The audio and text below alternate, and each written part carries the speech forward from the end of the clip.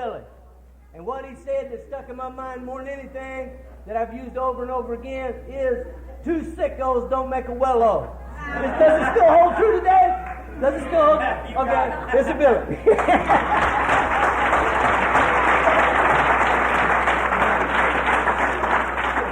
I'm Billy, I'm an addict. I've been clean all day in Narcotics Anonymous.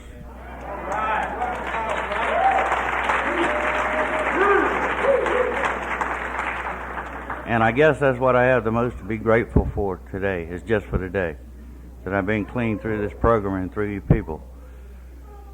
I'd like to thank the committee for inviting me here to share our experience, strength, and hope. Because everything I have today I've learned from you. I have nothing original to say. It's all been said before, many times. You know, just good for me to be here fully clothed and in my right mind.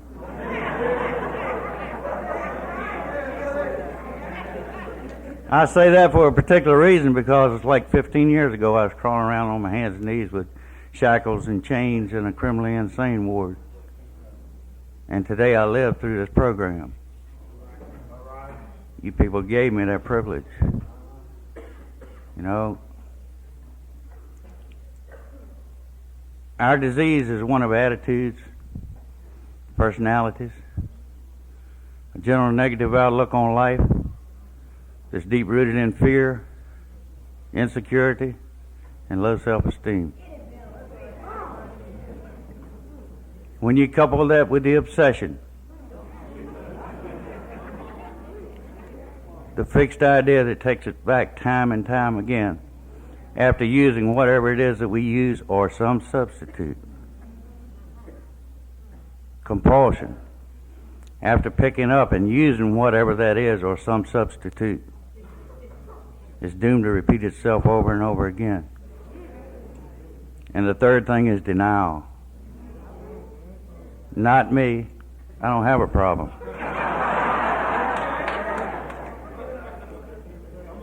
You're my problem. You know, for years I was talked to by some of the best psychiatrists in the state penal institutions and federal penal institutions. We never got too much accomplished. They talked about my mama and I talked about theirs.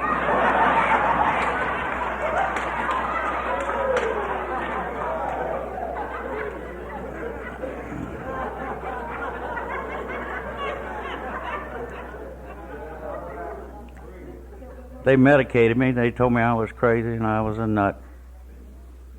You know, I don't talk about using because using isn't important to me. Not important at all. Because I believe when I get into those war stories and tell you about what drug I used or what happened to me while I was using, you know about that already. I hope you do.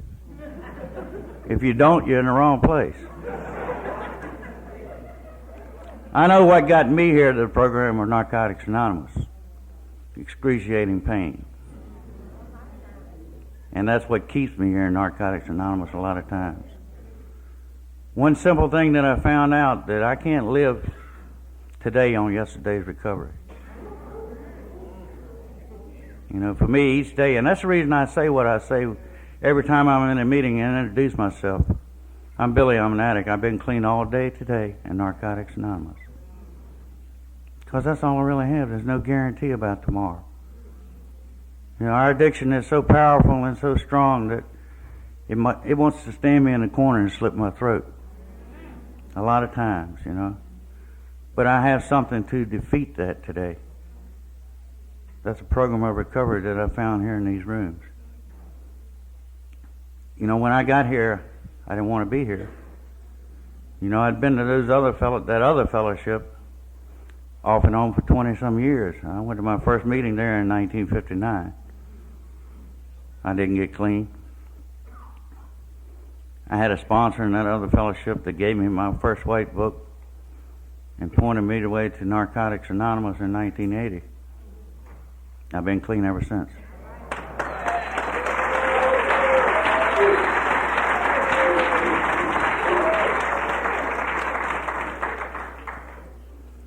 told me, Billy, every time you open your mouth in our meetings, you're violating our traditions.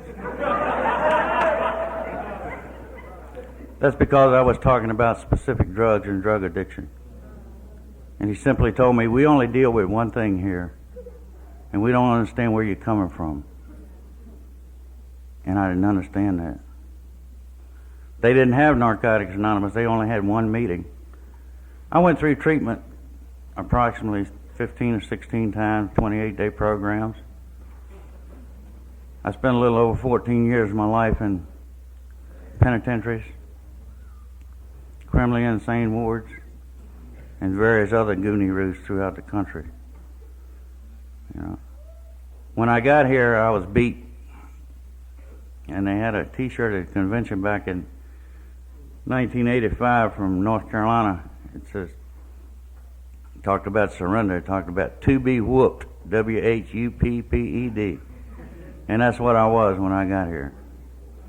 The only other alternatives I had was jails, institutions, and death. And I'd been to a lot of those places, and I was tired of living in the hell that I was living in. And I didn't know any other way to recover. From my first meeting on Narcotics Anonymous, I felt at home for the first time in a long time. Medicine, religion, and psychiatry seemed to have no answer for us. In desperation, we sought help from each other in Narcotics Anonymous. And that's what I found here. You know, all my life I was taught that everybody's a cheat and everybody's a liar. Everybody's out to get you. You're no good. Stick your head up into the gutter and somebody's going to come along and kick your teeth in. You know, that's the way I was brought up. I was brought up with hate. All I knew was life in the clubhouses if it wasn't in a penitentiary with some motorcycle club. I belonged to some subversive groups while I was in the penitentiary. I was a member of the Aryan Brotherhood for about 8 years. I hated everybody and I hated me. I hated everybody. Since coming to the rooms of Narcotics Anonymous, I found out that this program isn't all about that. It's about sharing and loving and caring with one another. You know, there's no racial barriers, there's no sexual identity barriers or age barriers or any of those barriers that we have. And I got a real problem with special interest meetings. And if you don't like it, okay, that's fine.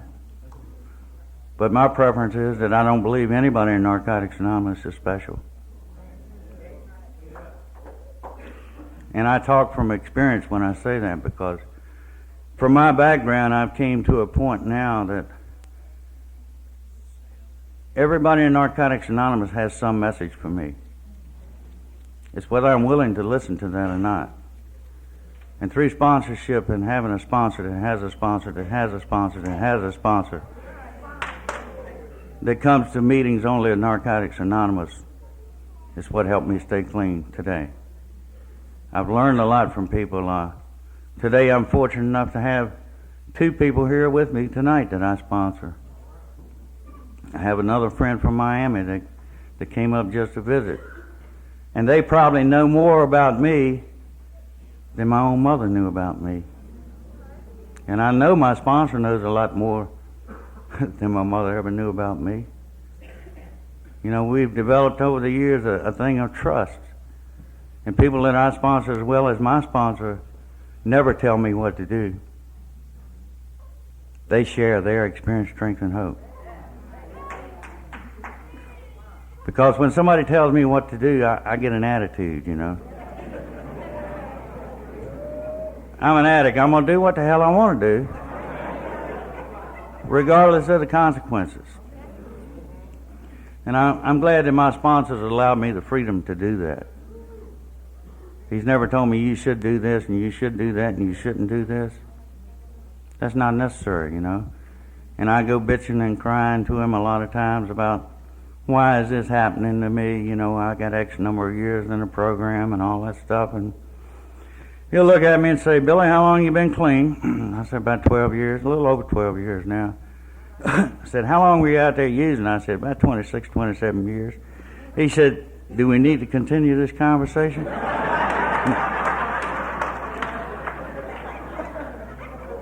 That makes sense to me.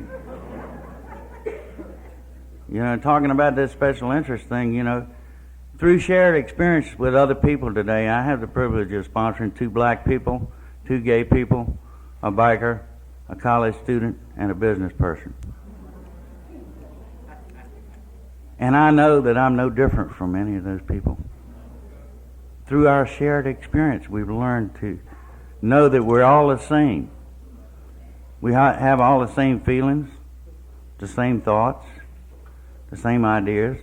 We've all done the same things. Maybe not physically, but we've done them in our mind. You know, this recovery thing is the best thing that ever happened to me. I tried religion. They say that religion's the opiate of the masses. Kind of like that word.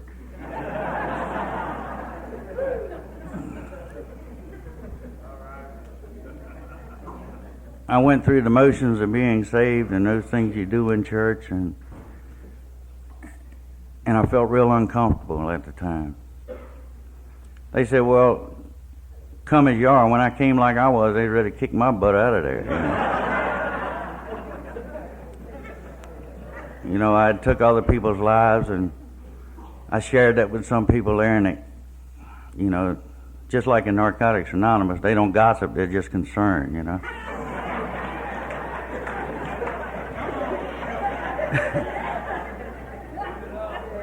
But anyway, that got back around, and when I came like I was, they didn't really want me there. But I believe that all ways are good, but no particular way is necessary. And I believe there's a lot of people recovering there. But for this addict, it just wasn't a place for me to recover at the time. I was brought up and I was taught that God was a revengeful God that was out to get me and to punish me. And they didn't really tell me that there, you know. I guess all things happen for a reason. In fact, I know everything happens for a reason. There's one thing that stands out in my mind while I was going through that period of time in my life. I was seeking ways to try to live some kind of way. You know, I was tired of the way I was living. I was at one of these revivals, and this guy called me from way back in the back of the room, and he said, "You, come up here." You know how we do. I said, "Who? Me?" You know, I wanted people to notice me, you know. He said, "You." "Yeah, you." So I came up, and he said, "God has told me to tell you something." I looked at the guy like he's really nuts in. He said, "God has called you from afar off, but you have not yet fully responded. When you do, your rewards will be greater than you could ever imagine." And ever since I've been in these rooms in Narcotics Anonymous, my rewards have been greater than I could ever imagine.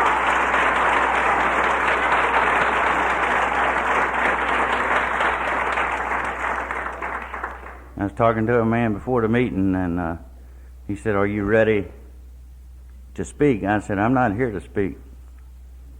I said, I'm just a mess. God's a messenger. You know? Because if there's some way I could screw something up, I certainly would.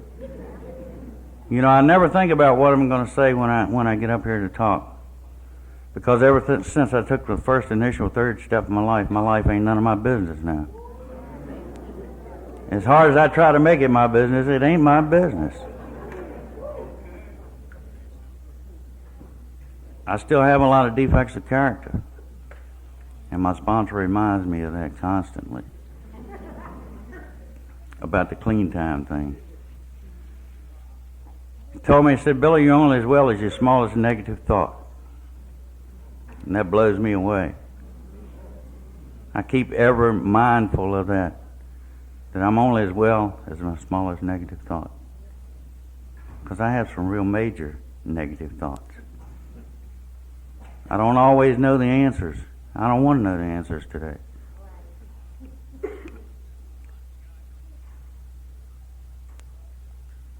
You know, when I first got here, I thought I knew all the answers.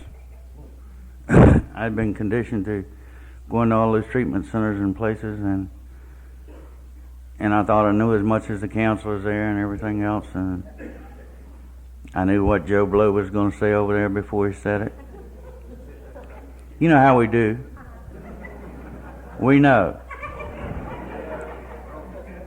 I heard a guy say one time, when you know that you know that you know, then you don't know. But when you know that you know that you don't know, then you just might know. So I really don't know. Maybe that confuses some of you. I don't know. It confuses me sometimes too. I've been told so many things here that a lot of times the brain deadeners that I took all my life hadn't allowed me for a lot of things to sink in. But I find out today that I get what I get when I need it. This program's about repetition. You know, when I first got here, people told me to go to 90 meetings in 90 days. And after I was in this program and after we had meetings every night of the week, I made a decision about 9 months after I got here that I would only go to meetings in Narcotics Anonymous. And that's all I've ever been to since then. But I still believe that always is good. No particular way is necessary. And I don't try to force this program on anybody today. You know, but they told me to get a sponsor that went to meetings in Narcotics Anonymous. And I got a sponsor. We didn't know anything about Narcotics Anonymous. We did everything wrong that could possibly be done wrong. You know, that's where I told JR at somewhere that two sickos don't make a well-o. And I'm here to tell you they don't. The sponsor that I had heard somewhere that maybe you should go to 1,000 meetings in 1,000 days. That some of us are sicker than others. And you know, I went to 1,000 meetings in 1,000 days. I believe that set the groundwork for my recovery today.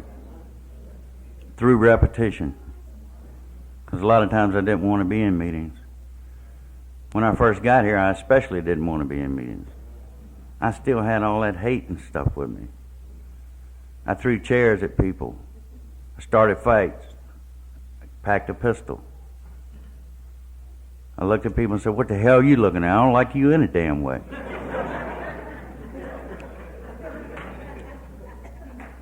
I had long hair and a beard down to here. That biker image, you know. I don't have much hair today. Got a tattoo on top of my head. Tattoos all over me, nipple rings and body jewelry and all that stuff. That doesn't make any difference. And before I thought it did, I thought I could impress somebody with the way I looked or the way I acted. That's not true today. I found that out. I hear people talk about qualifying themselves in the program of Narcotics Anonymous. I think the only way we have to qualify ourselves when we come in these rooms and say, "I'm Billy, I'm an addict." That's it.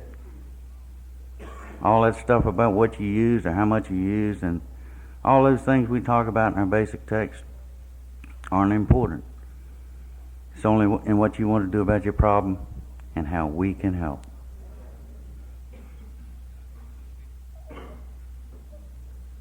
The times that I remember in clean time have been painful a lot of times. Our basic text talks about sometimes after many years of clean time, some of us find ourselves homeless, penniless, jobless, going through divorce, loss of a loved one, and all those things. The bottom line is that we don't pick up. We come back to meetings, we share with a sponsor, we share with other people. I don't believe that meetings are dumping grounds. It's all right to talk about some things that are going on in your life, but for me, personal things belong to a sponsor. Some people might disagree with that. That's okay. I'm here to tell you that everybody in the rooms of Narcotics Anonymous aren't about recovery.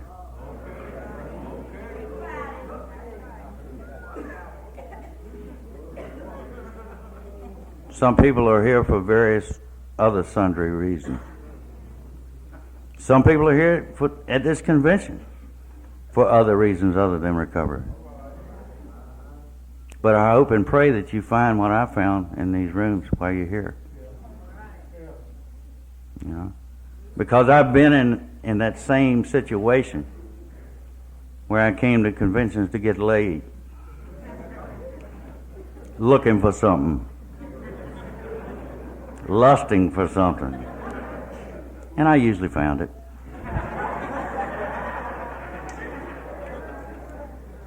But the bad thing about that, I had to make amends for it later. You know, I hear people talking about relationships. Don't get in a relationship the first year you're around. I'm here to tell you, if you need to get in one, go ahead. Then when you get serious about your recovery, come on back.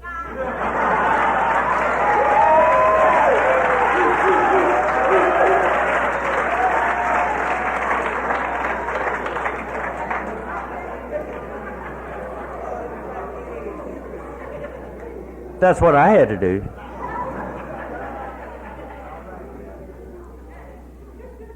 You know, I knew that I didn't have any experience in relationships with a member of the opposite sex. I used women all my life. They were just things to me. I knew how to take hostages.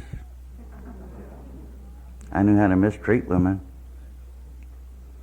But there were other relationships that I had to have before I could have a relationship with another human being of the opposite sex. The first relationship I had to have was with me. That first step was a good indication of that. For once in my life, I fully conceded to my innermost self that I was an addict. And for me, that was the first step in recovery. I had to have a relationship with a sponsor. I had to have a relationship with this fellowship. I had to have a relationship with a God of my understanding.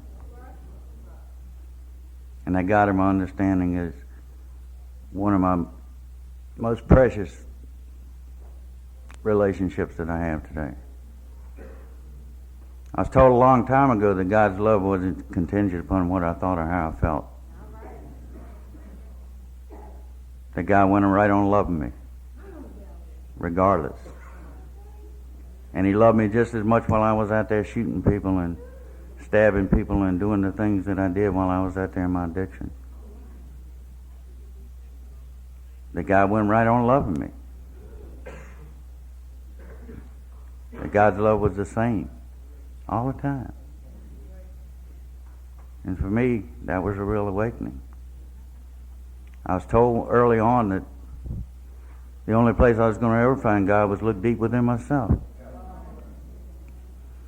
And then I was going to find out the very thing I've been looking for, I've been looking with all my life. And for me, that was true. I found that through the fourth step. I found that out I was okay. That I was one of God's children. Good, bad, better, or indifferent. And the God that I know today has a good sense of humor. He allows me to get into all the crap I need to get in. And I don't have to come to Him today with one of those flag-waving deals and one of those promises, if you do this and if you do that, everything's going to be all right, you know, give me a new car, or give me a girlfriend, or give me a good job, and things like that. That isn't necessary today for me. I found out that I've been allowed to have everything that I needed ever since I've been clean. Not everything that I wanted. I've had everything that I needed. And a lot of them were bad things that happened to me in my recovery. And today I don't blame that on anybody else but me. I'm the biggest liar I know. I don't know about you. I only know what you tell me about you. But I know me. I have to live with me. And lying was a big part of my life. Because I wanted to impress somebody. I wanted to look good, you know. A friend of mine that's been in this program about 20 years now says, when you're looking good, you're looking bad.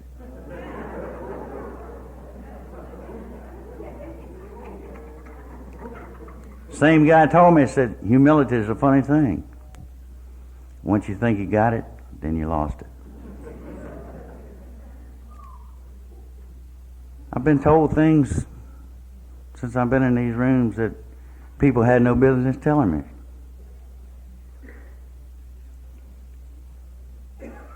I've always been a judgmental type person ever since I came into these rooms, and I've been trying to work on that in the last few years.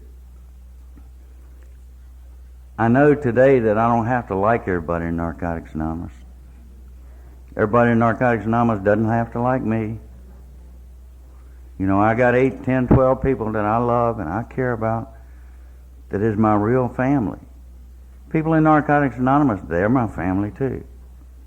You know, but I have that intimate relationship with those 8, 10, 12 people that really know me. And I'm okay with me today thanks to these steps. See, because I don't care what other people think about me today. I know me. I love me. I'm comfortable with most things that I do today. You know, our text talks about don't get too hungry, angry, lonely, tired, and there's another word that goes on the end, serious. All my life I tried to take myself and others too seriously. Today I can laugh at me when I make a mistake. And when I'm laughing at somebody else that makes a mistake, I'm laughing with them, not at them. It's okay to laugh today. You people in these rooms taught me that. You taught me how to walk. I didn't know how to walk. I walked with that old little bounce, you know, swinging my arms and all that stuff, you know. Didn't know how to talk. Every other word that used to come out of my mouth was usually a 4-letter word preceded by mother.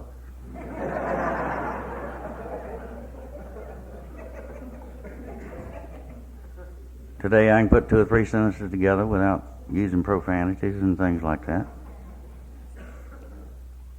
And it's just for me, you know. When I'm invited to come and share our experience, strength, and hope, I feel that that's not a proper place to use that kind of language. It might offend people in these rooms. You know, and I do that out of respect for Narcotics Anonymous. You know, I just think that, and sometimes I can't help myself, you know, and it just slips out. But if it does, please excuse me. The steps are the most important thing that have happened to me since I came to Narcotics Anonymous. The first 9 steps clean away that wreckage of the past. I believe the other 3 are maintenance steps. For me, as long as I keep on taking a 10th step inventory, I don't have to keep going back doing that 4th and 5th step again. And for the first 5 or 6 years, every year, I'd be back on the 4th and 5th step and wondering what happened. What happened is, you know, I believe that we need to work these steps and practice these principles in all our affairs today. I don't believe you can go through the steps one time and that's it. I've heard it said in meetings, unless we're actively working, practicing, and living at least the first 3 steps in our lives, we're allowed to feel the pain and suffer the consequences that come from not doing that. And when I look back on my life, all the rough times that I went through, I can certainly see what I was doing that caused all that pain and the consequences that I had to go through from not doing that. And the main thing was not getting on my knees. Stop coming to meetings. Stop talking to other addicts. You know, that's what those first 3 steps in my life mean to me today. Those who keep coming to our meetings regularly stay clean. As I said earlier, you can't live today on yesterday's recovery. What you did yesterday isn't important. It's what you're going to do about your recovery today that's important. Length of clean time doesn't mean anything to me. I believe that the person that got up before me this morning has more clean time than I do. And a lot of people ask me, say, Billy, how long have you been clean? I really, they think I'm trying to be funny or facetious or something. And people that I don't know, and I'll say, just for today. Because that's all I really have is just for today.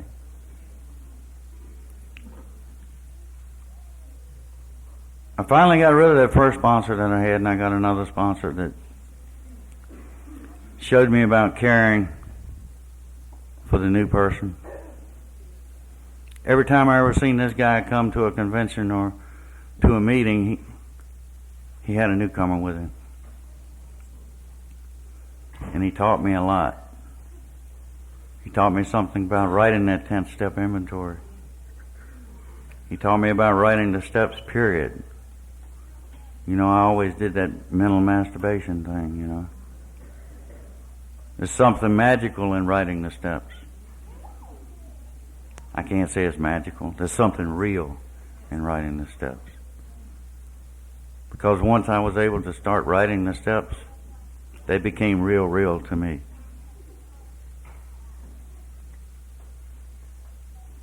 I went to a memorial service last Saturday to my second sponsor's funeral.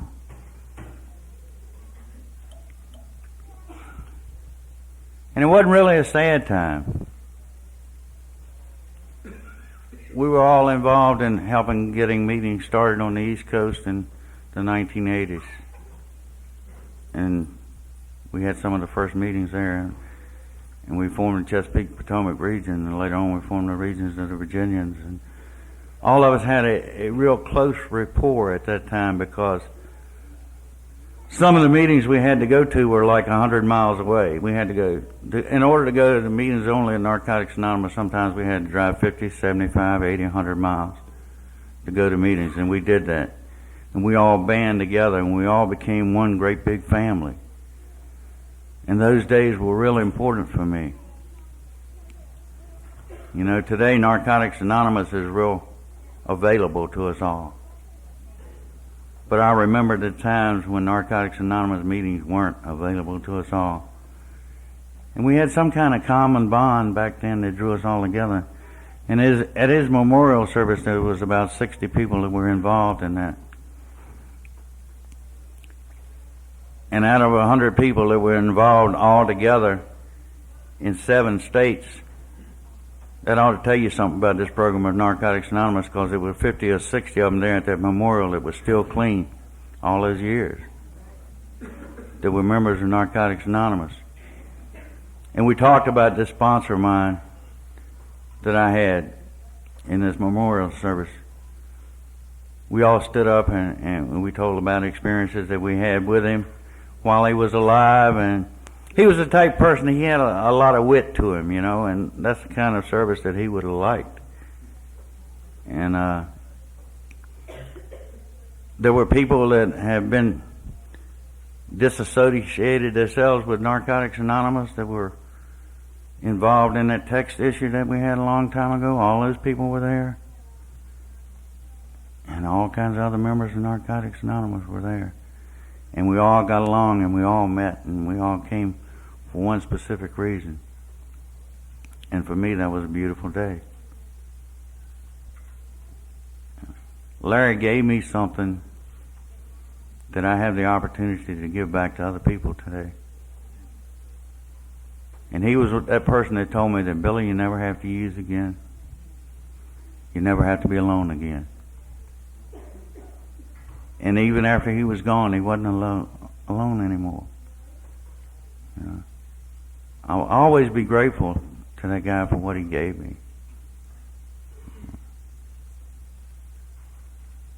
I was coming down here on an airplane, and Mike was talking about what would happen if the airplane crashed, you know. He said, maybe you'd have to go on up there with Larry and ask him to be your sponsor again and fire Pete. Till Pete got back up there, you know. That was pretty funny to me. Or wherever you go. I don't know all about that, you know. All I know is that this is the best way of life that I could ever find. Ever since I've been clean, I went through that divorce and recovery. I married a young lady that was in the program, and we got married for all the wrong reasons. And it wasn't lasting. You know, but since that time, since I've had relationships with those other four things, we've talked to each other and we're friends today. You know, I've been married 6 times. I thought maybe that's a way to recover or do something different.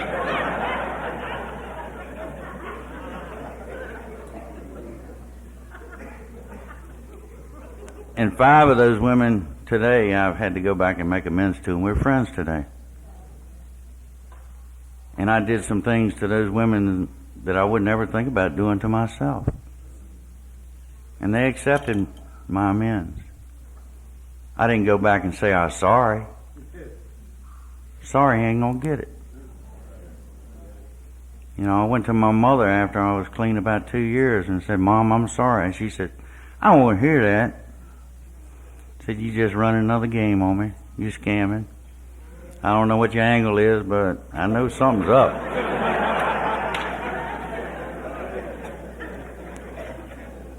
She said, "Son, the best thing you can do is just keep on doing what you're doing, going to them dumb little meetings you're going to, and maybe one day I can have some trust and confidence in you." I never had a relationship with my father. Anything I didn't want to be like, I didn't want to be like my father. After I got clean, I made those amends to my dad. And we became friends. And my father trusted me. And at 8 years clean, my dad had been in the hospital 5 or 6 times for like the past 3 years, and he was a real sick individual. Had a lot of physical problems, and he'd been resuscitated 2 or 3 times, and he called me in the room and he says, "Son, if I have another code blue," he said, "I don't want to be revived again." He said, "Sit down and talk to your mother, and y'all sign the papers for me when that happens again." He said, "I'm tired of suffering." And people in Narcotics Anonymous stood by me through all that hard time that I was going through. They loved me and they held my hand while I cried, and while I shared some of that grief that was going on with me. And that was a rough decision for me to make. And my mom and I made that decision. Just a few days later, he had another attack, and my mom and I sat there and watched his last heartbeat go out. Through this program, I was able to go through that. Through you people giving me the strength and the hope to go through that, I found out that I get what I need when I need it here in these rooms. A year later, my mother died of a heart attack. She passed just like that.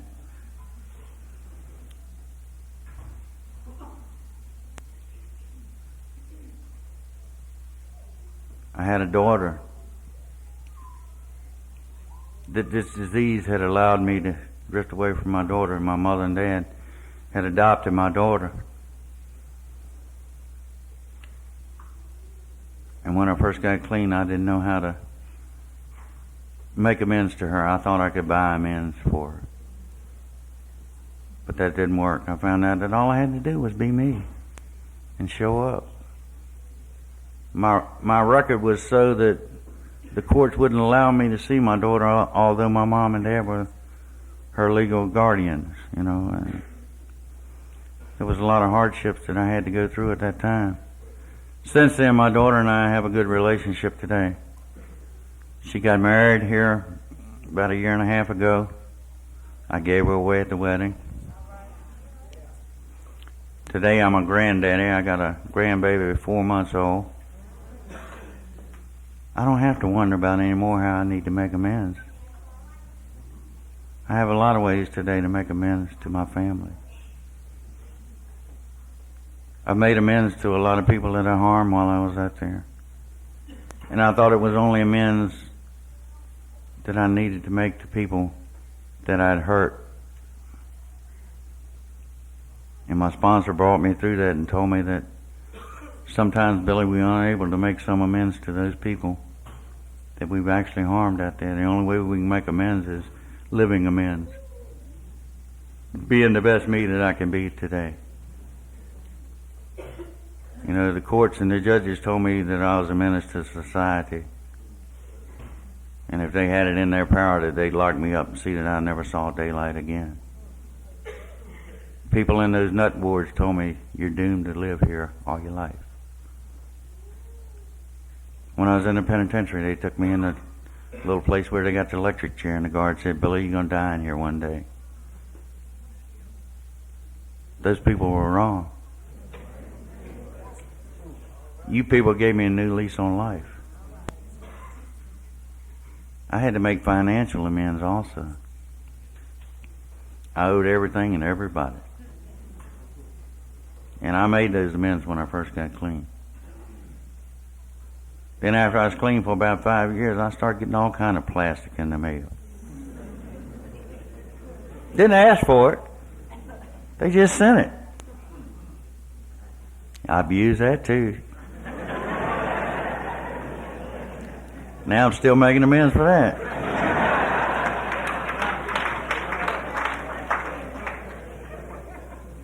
And I can look in our text and find out where that talks about that, you know.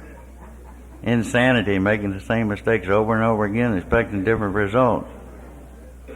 I can't even manage my own damn life. How the hell am I going to manage other things? Narcotics Anonymous isn't all the answer to my problems today. When I got financial problems, I need to go see a banker.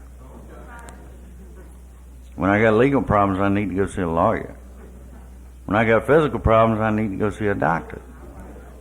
When I need a house built, I need to go see a carpenter or a bricklayer. But when I need to find out about recovery, I need to come in these rooms and talk to you.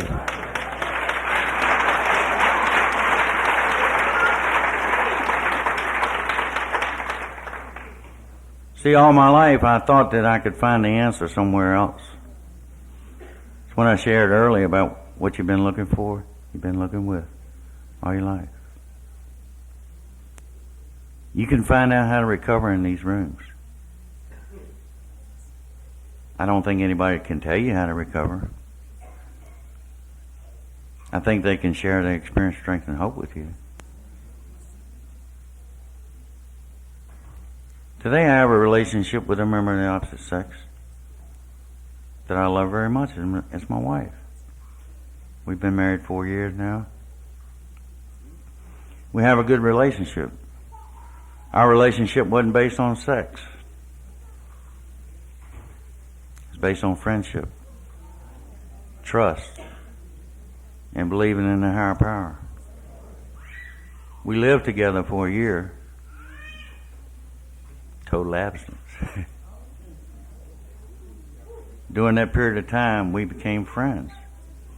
She lived in one bedroom, I lived in another bedroom.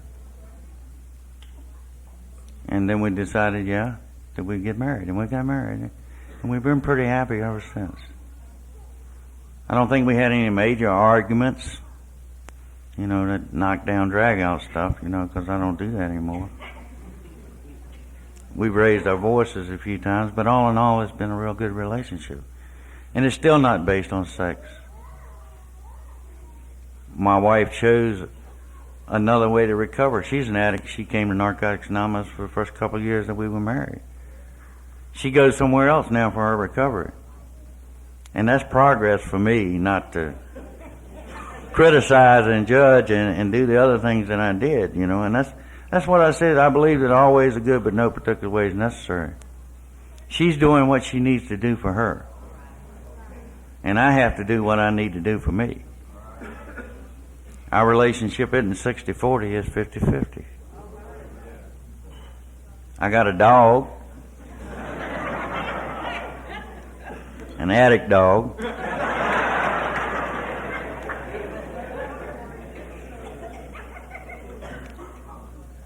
He's got his own couch in the day room.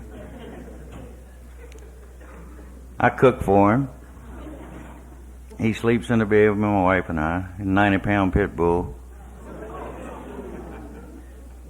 But he's just like a child does. I know animals aren't child to a lot of people here. But this dog is human. He's been spoiled all his life, and I just hope that I can continue to spoil him.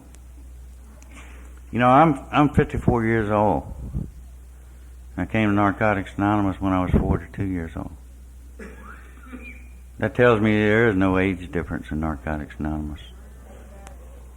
When I went to those other places, they told me, you're too young to be here. I was 42, man.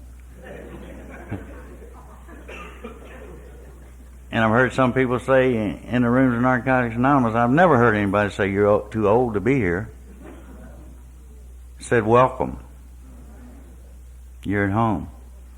Welcome home, the war's over, a lot of people have told me. You know, there's a lot of things that happen.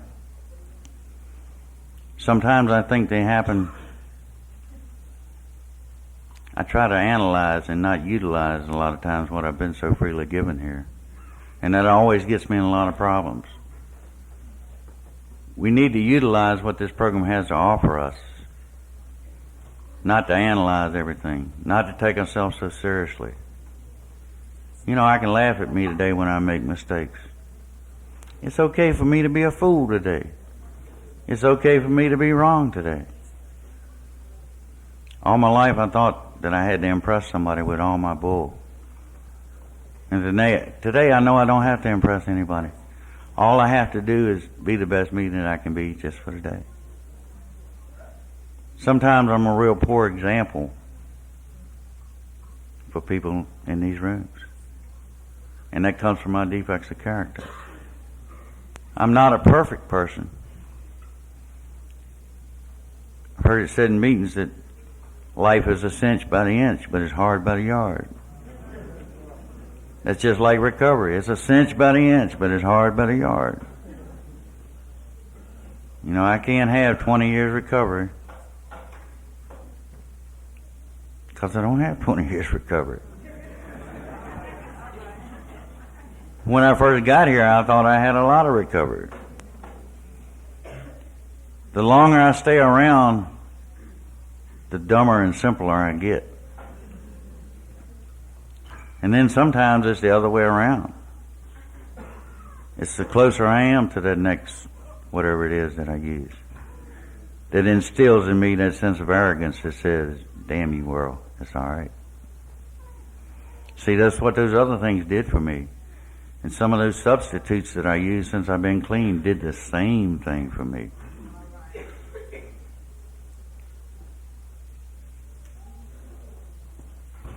I'm really an H&I type person.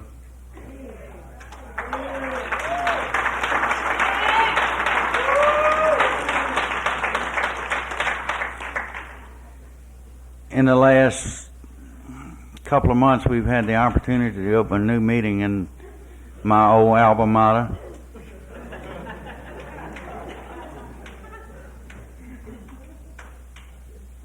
Powhatan Correctional Center that I happened to spend 9 years of my life in. And I get a lot of gratitude every time I go to a meeting, a hospital and institutional meeting. And the best message I have to offer to those people is, you never have to use again. You never have to be alone again. And this is a long-term facility. And those guys take care of their own meeting in there. When somebody talks about something that isn't within the subject or whatever, he said, we don't use that language in here, we don't talk about that. You know, hey man, cut the crap and let's get back on whatever the topic is. You know, I really get a lot of gratitude when I go in, and I was in a meeting the other night, and this guy with life plus 112 years talked about he never knew he was an addict until recently. He said, but I don't think it's too late to do anything about it. And my reply to that was, brother, you don't have to live in those self-constructed prisons that you built there all your life anymore. You can be free. You might be confined, but you can be free. Because I've been freed from a lot of things that I had from those self-constructed prisons and learned behaviors that I had all my life. And sometimes I have so little to give back, I think, for what I've been so freely given. That's the times that I'm too lazy to answer the phone at 2 o'clock in the morning anymore. I let the answering machine pick it up or whatever. You know I cheat when I do that? Cheat me. Sometimes I forget where I came from. I never have forgot my last usage. I believe when I lose sight on that, I lose sight on everything. I believe if you don't use this program, you lose it. I believe what you put in this program is what you get back out of it. I believe that if I'm up here giving a whole lot of hate and anger and things like that, guess what I get back? If I'm here telling you that regardless of what happens, everything's going to be all right, what do I get back? I know that everything's going to be all right. Ever since I took that first initial 4-step, I packed the air of freedom about me ever since that day. That regardless of what happened, everything's going to be all right. You never have to use again. You never have to be alone again. And I went through a lot of things that were real trying. I've had a lot of medical problems since I've been clean. I had a triple bypass. Had my ankle operated on twice. It had been broken and shattered and all that stuff. And this isn't for everybody in this room, and I'm not a doctor. I don't give nobody any advice, but I went through all three of those operations without taking any medication other than aspirin, other than the sedation they did while they operated on me. God was there, and people in these rooms, members of Narcotics Anonymous, came up to my room, and we held meetings in my room while I was in intensive care and all those things, and the doctors and the nurses ran people out of my room at all hours of the night and everything else. I got flowers and cards and T-shirts and jackets and things from people from all over the country. That's when I realized that people in these rooms really cared about me, that they loved me, and they didn't want anything from me. You know, that they just loved me for me, Billy the addict. Hell, I got a friend over here tonight that's here that somebody gave him one of my tapes about a year and a half ago. And we've been talking on the phone. He lives in Miami. We've been talking on the phone, and I never seen the guy before in my life, and we just had a real good relationship on the phone. And I was sharing down in Louisiana last April, and I met the guy for the first time in my life, and I love him a lot. Never seen the guy before. Never knew him, only talked to him on the phone. The relationship I had with my sponsees and my sponsor, I never knew that would be possible. I didn't even want anybody to hug me when I got here. A lot of times now we kiss each other, man, you know. For me, that's changed.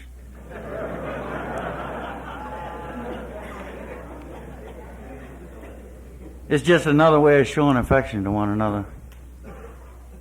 Nothing wrong with that. I was out in California at a convention here a few weeks ago, and all those people stick their hand out, you know. I guess that's okay if that's what you're accustomed to. But I'd grab them, pull them on in there, and give them a hug. I said,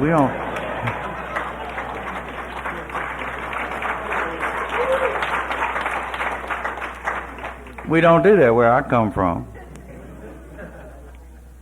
And they didn't have home groups out there. That's weird. You know, I belong to the Wednesday night survivors group of Narcotics Anonymous, the best home group in the world. If you don't think yours is, you better find you another one.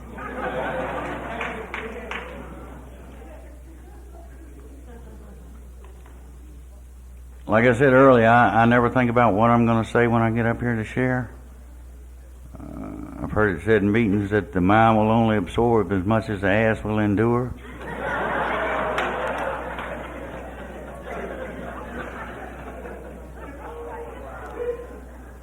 and I came here to share my experience, strength, and hope. I guess you came here to listen. But if you finish before I do, and I guess some of you have, I understand.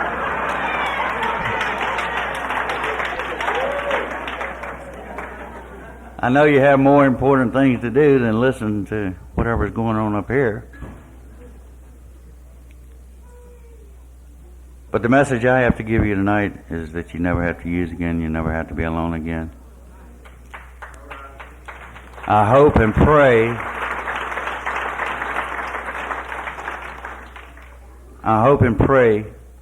that you can find what I found here in this thing called life, that I found in Narcotics Anonymous. You gave me back my life, and I'll be forever grateful for that, just for today. Thank you.